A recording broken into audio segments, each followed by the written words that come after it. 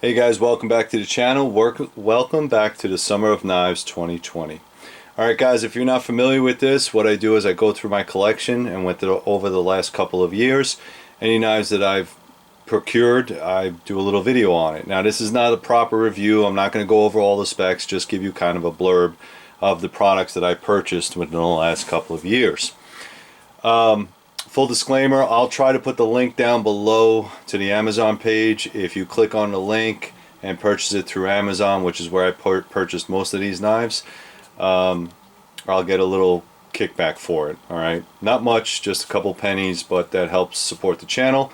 Also, please go to threeriverblades.com to check out all the custom made knives that I make up there. Alright, prices are subject to change. Because of the way the world is. If it's not on Amazon, you might have to look elsewhere for it. I'm sorry, that's just the way it is. Alright, so we're going to talk about the Ontario Knife Company, or OKC. OKC has been around for a long time. They make a lot of really good knives. If you're interested into either combat knives, survival knives, and or like woodsman knives, that type of stuff, they make really good products. So the first one we're going to go over is the Ontario Ranger Falcon. This is the Ontario Ranger Falcon. I was kind of surprised that it did not come with a leather sheath. This is the first one that I found that in this size that came in a Cador sheath. Really nice blade. It's kind of small. It's kind of stout, to be honest with you. It's not a huge blade at all. I think that blade length is about 4 inches. I'll just give you a little bit of specs, and it's kind of got a chunky style handle. All right, very square. So its overall length is 8.125. The blade length is 4.25. Cutting edge is 3.75. Thickness is 1/4 inch thick, and the steel is 5160. Finish is black, edge is plain. Alright, that's about all I could find. The price on this is about 75 bucks if you can find them. I'm not sure if they're still making them. I couldn't find them on Amazon anymore. You have to maybe Google it. But really nice stout blade. I think this is kind of like a good kid's blade or a beginner blade.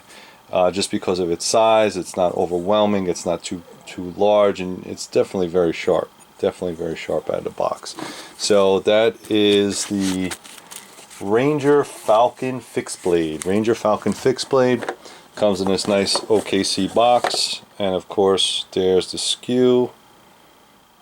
Alright, you see it right there, that's the skew. Alright, really nice blade. Next one is the trench knife. Myself being prior military, I was always interested in these knives. I carried a K-bar for most of the wars that I was in. Never carried a trench knife before, but ideally it's made for close quarters combat. Right now we get issued bayonets, which would probably be the same thing as this, or take the place of this right now. The difference here is this was made specifically for knife fighting, and I don't know if you can see. I'll try to. It says U.S. What does it say? U.S. Ontario, U.S. M3 Ontario 1943. So it's more likely this knife was made as a reproduction of the original. Alright, phosphorus type of coating on it, carbon steel, stack handles, nice flat back pummel so you can use it to break open crates, MREs, that kind of thing. I'll give you a little bit of specs on this. This one is blade length is 6.875, almost 7 inches. Overall is 11 inches. Blade thickness is 0.19. 1095 high carbon steel. 57 to 59 HRC zinc phosphate. I was right about the coating is phosphate. Saber grind, spear point, plain, and of course the leather sheath. Alright, leather sheath came in really nice. I'm a big fan of that. It's got stitching, probably, and it has also grommets in there to keep it tight. Everything nice and tight, nice and quiet. You can attach it to your belt. Let's see, yep, nice, generous loop. And of course it has, if you want to tie it to your leg or whatever it is, you can do that. Alright, I'll show you the skew on that trench knife. made in the USA. All right, this one, if I didn't mention it, you're looking at like $80. Okay, 80 bucks. So they're not cheap.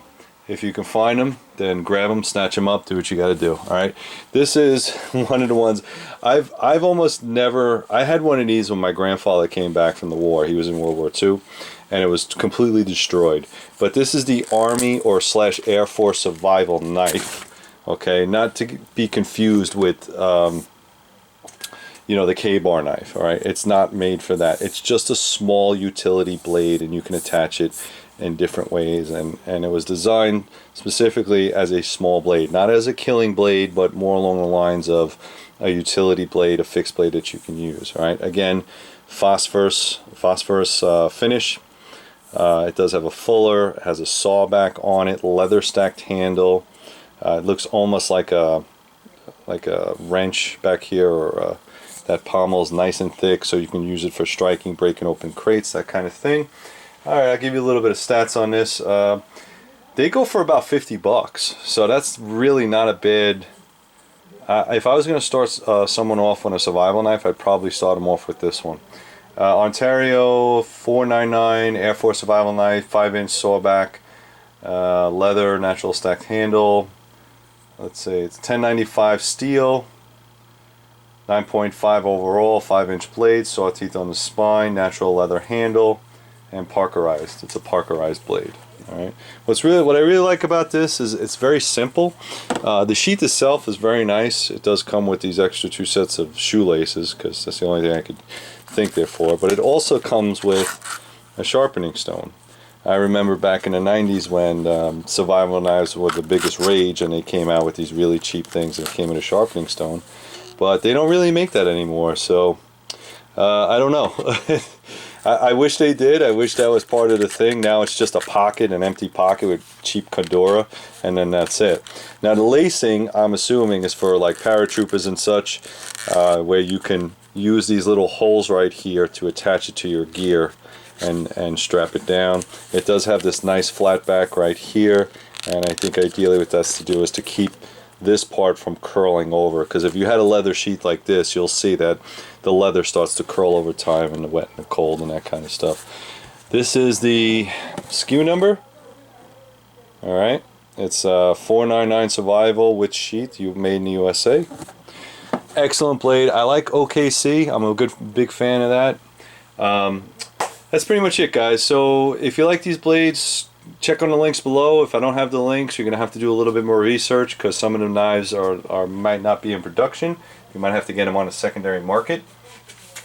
But I wanted to say thank you. So please support. Thank you for supporting me. So please like and subscribe. Also, please go to 3riverblades.com. Check out all the good stuff I have up there. And as always, guys, stay safe.